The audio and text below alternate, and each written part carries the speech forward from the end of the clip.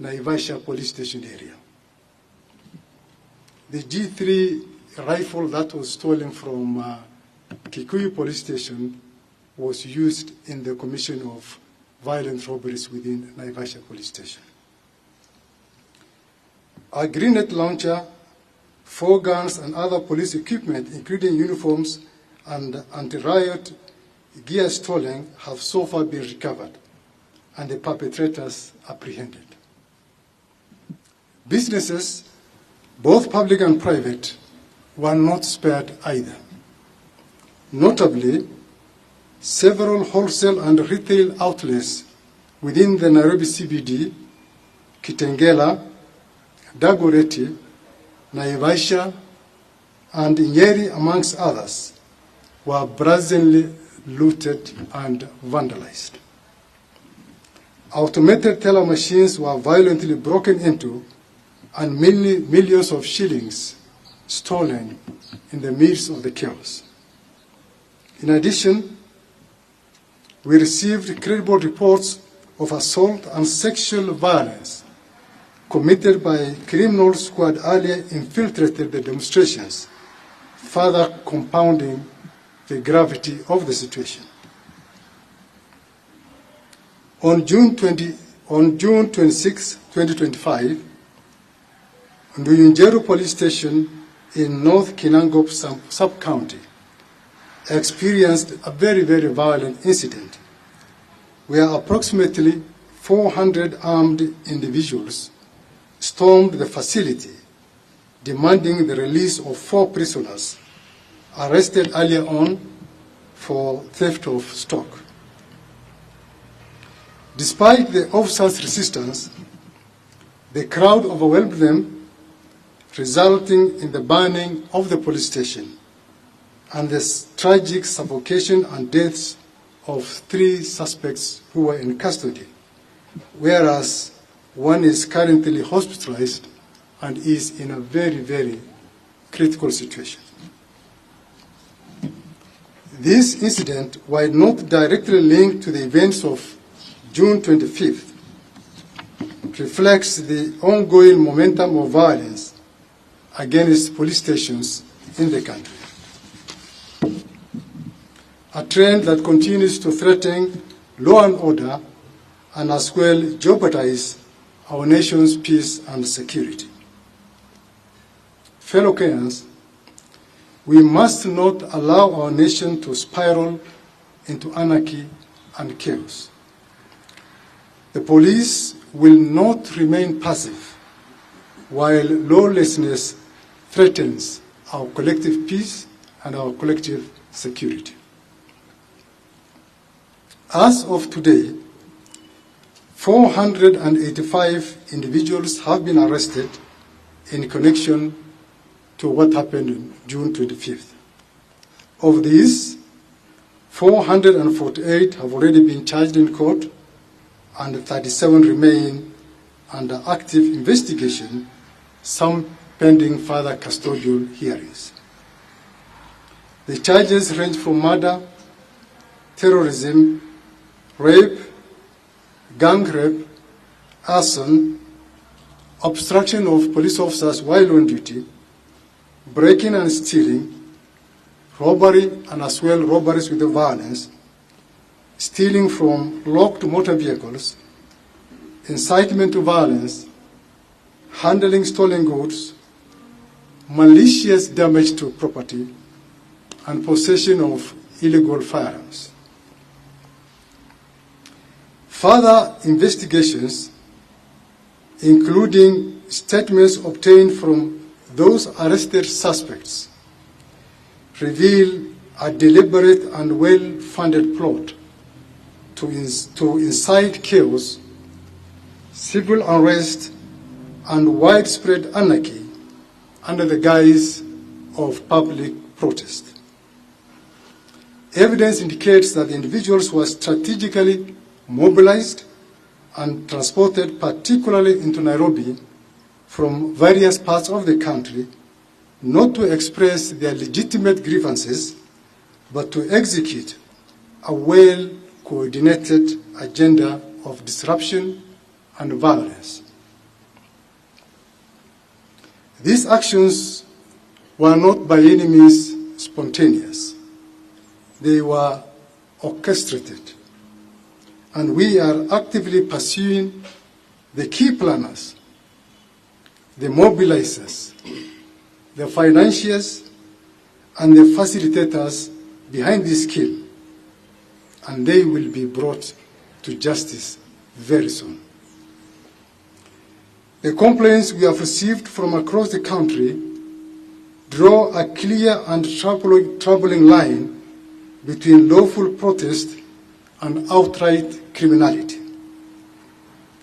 While some youthful protesters joined the demonstration in good faith, some individuals tragically, even some who had marched peacefully, later turned on fellow Kenyans. They engaged in sexual violence, theft, and broke into homes and businesses.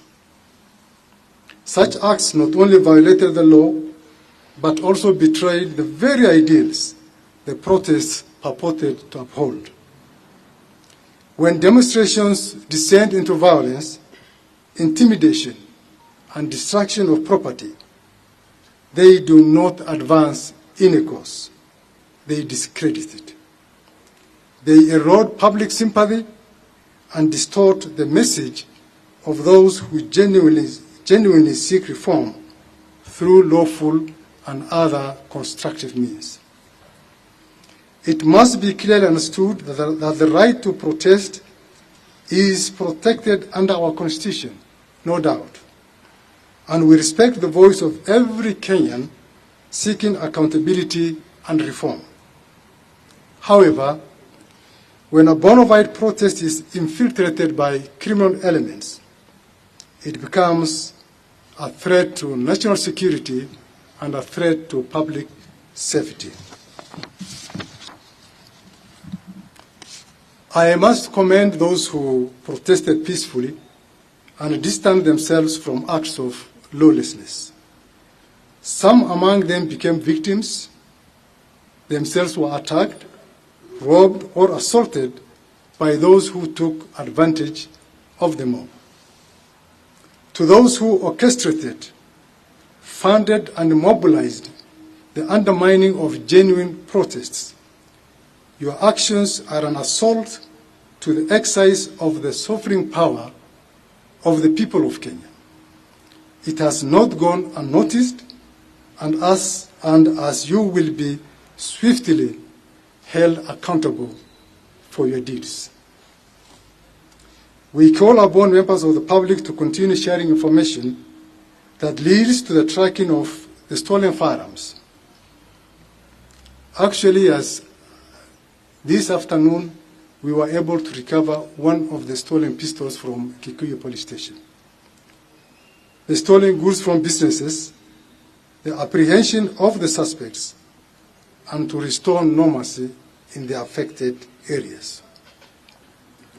We also call upon all the victims of the thuggeries, those whose shops were looted, property destroyed, and who are yet to report to the police station to come over and report to the police station so that they'll be able to assist in the investigations. To the families who lost their loved ones, to the citizens who were injured, those who lost property, and to the peace-loving citizens of Kenya, we hear you, we stand with you, and we will decisively and lawfully act in your defense. This is not just about law enforcement, ladies and gentlemen. It is about safeguarding the future of our democracy, ensuring the safety of our communities, and restoring faith in the systems that hold together our republic. Finally, we acknowledge the responsibility we bear as officers of the National Police Service and the DCI by extension to deliver justice for all victims and hold accountable those who commit crimes against innocent citizens. To fulfill this critical duty, it is essential for all Kenyans of goodwill to unite with us in eradicating the rogue elements within our society. I strongly encourage anyone with information about the individuals involved in the criminal activities that I have just cited and who are still at large to come forward and share that information with us through our toll-free hotline. Once again, I wish to reaffirm our commitment to thoroughly and promptly investigate all the criminal cases and deliver timely justice to the victims. The DCI remains steadfast and resolute in ensuring that our nation is safe and secure. Thank you very much. As the DCI will take a few questions.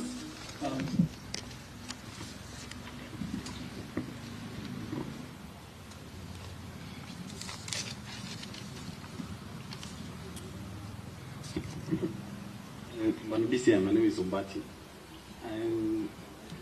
I wanted to know the state of investigation with regard to claims of goons who were in the goons who were involved in this violence. Are there politicians mentioned in this issue? For example, people are saying the opposition was involved in mobilizing these goons to attack the genuine demonstrators. Please let us know what the position of that. Yeah, my name is Emmanuel Tor from Citizen TV. Just a question. Number one, where is Ndiangui Kinyagia, the blogger who was taken allegedly by the DCI? Where is he? Ndiangui Kinyagia. It's trending on X. Number two, which are these names that you're targeting who sponsored and goons on the streets?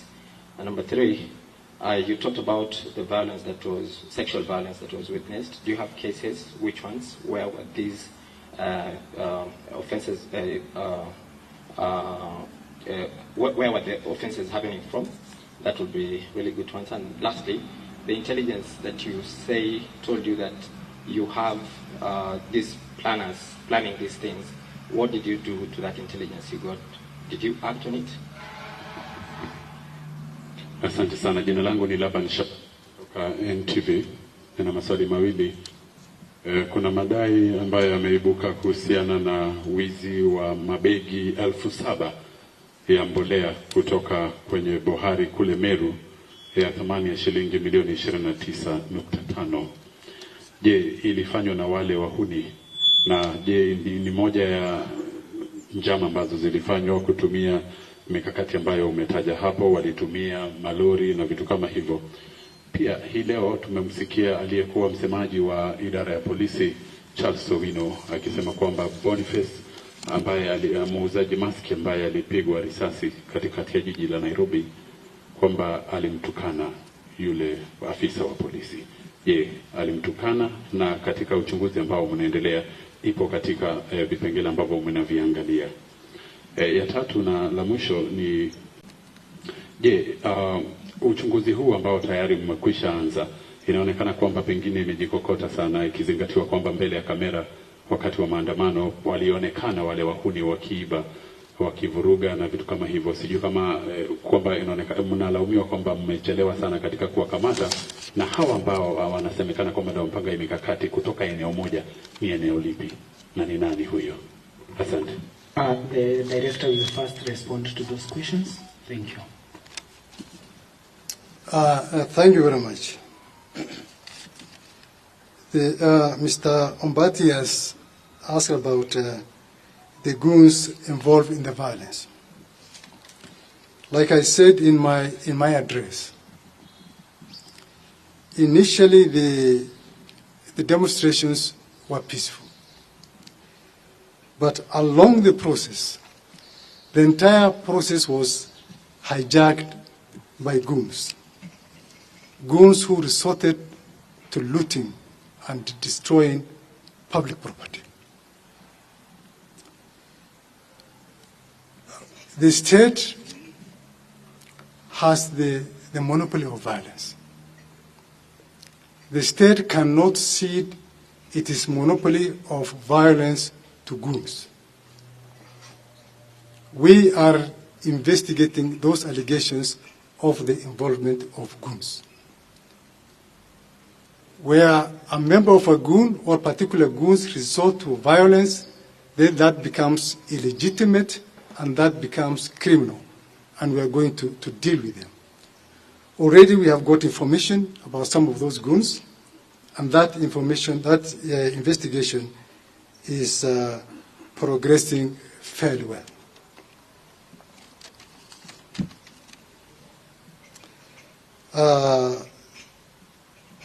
Emmanuel Lato, citizen, you spoke about targeting. Maybe you can repeat your question, Emmanuel. What were we targeting? Of course, yes. We have started our investigations long before. And this also answers somehow the question by the NTV. We are progressing with our investigations. And we have the names of the perpetrators. As you are aware, the wheels of justice, they grind slowly. Yeah? But it grinds exceedingly fine. So very soon we shall get all of them. Yes, we have received cases of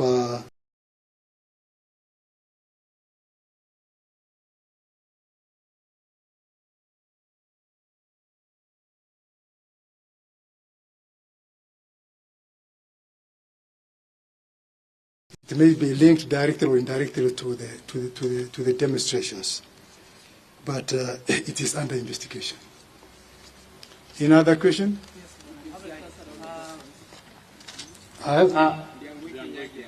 Oh, he's called who?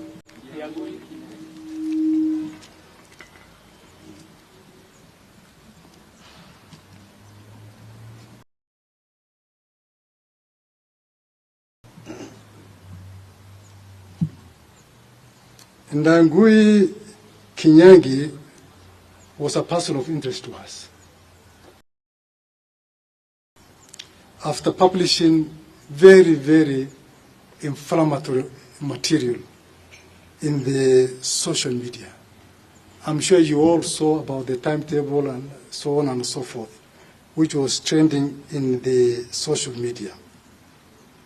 And our preliminary investigations established that that social media account belonged to the so-called Ndangui. And we profiled him, we identified his residence, and our officers conducted a search at his apartment in Keno. Unfortunately, he was not in his apartment, but we managed to conduct a search, and we were able to recover an assortment of electronic gadgets that we believe would be useful to us in our investigations.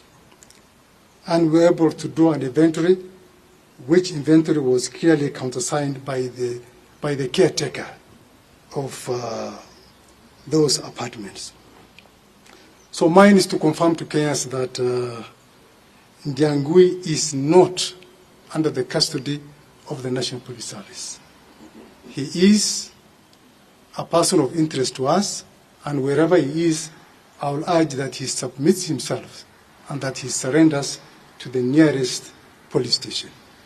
I think that answers. Yes, my name is Abdiaziz Hashem from KBC. Just back to that particular story, because we are shocked that Ndangui is not within your custody, but today the courts have given an order for you, the DCI, to present Ndangui at 11 tomorrow on Tuesday. So will that be possible? Then secondly, there are reports online that you have summoned the former Deputy President regarding Gachagua. What are the nature of those summons, if true? Well, like I've said, Ndangui is not under the custody of officers of the National Police Service. And that is what I'm going to say rightly before the Honorable Judge tomorrow. We don't have him.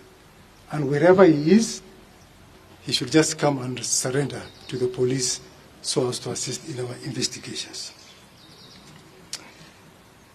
As regards regarding Gachagua, it is not true that we have summoned regarding Gachagua. But I would like to point out very, very clearly that Rigathi Gachagua does not enjoy any immunity against prosecution. He is subject to the laws of the land. If in our investigations he is found to have been involved in any criminal activity, perpetrated any criminal activity, aided or abetted any criminal activity, then appropriate action will be taken against Rigathi Gachagua. Thank you. Asanteni sana. Maybe a last question? Just one question, kindly. I'm sorry.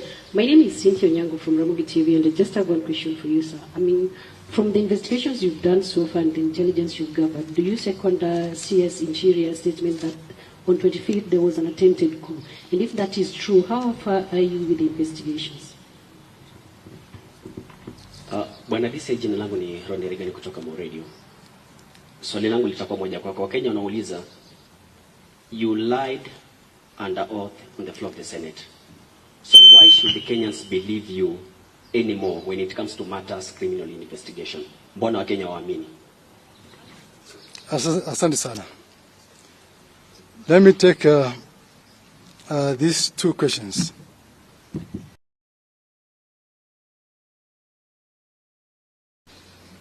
From what our CS said about the attempted coup,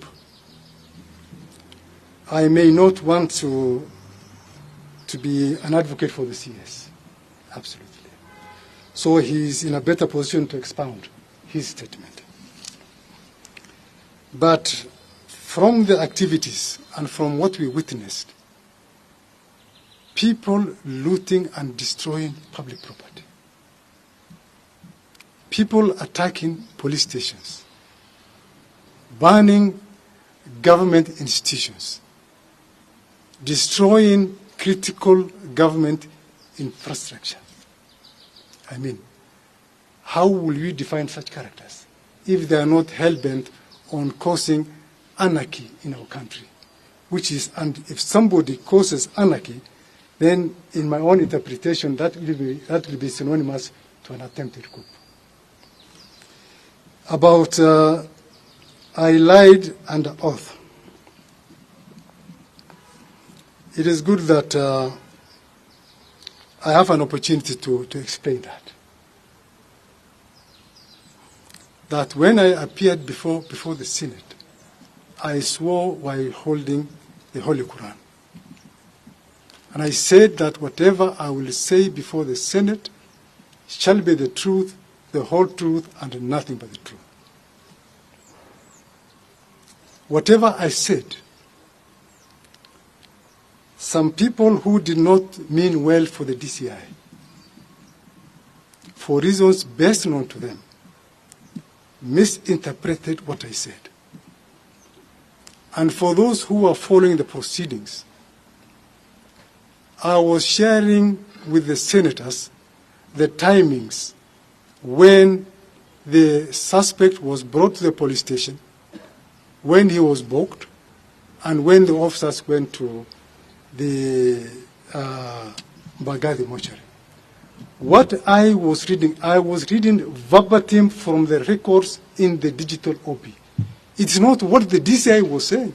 So some people thought it was the DCI who was saying that. No, I was explaining to Kenyans what I was reading from the digital OB, explaining verbatim. Tumelawana, my friend. Asanteni sana. Yepe. kama polisi alishindwa kudhibiti, alitukanwa, alafu je ni kitu ambacho Okay. Well, you cited Charles Owino.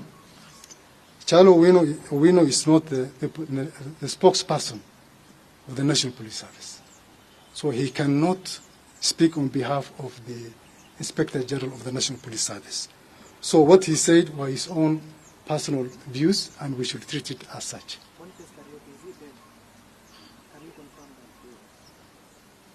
Well, he's still in hospital, and it's only the doctors who can confirm his medical status. Thank you.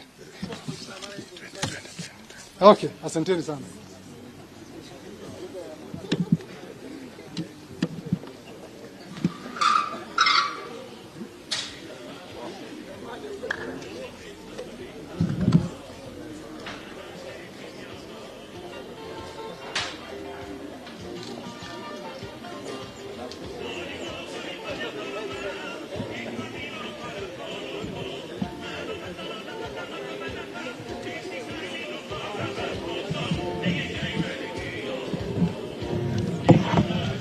Wewe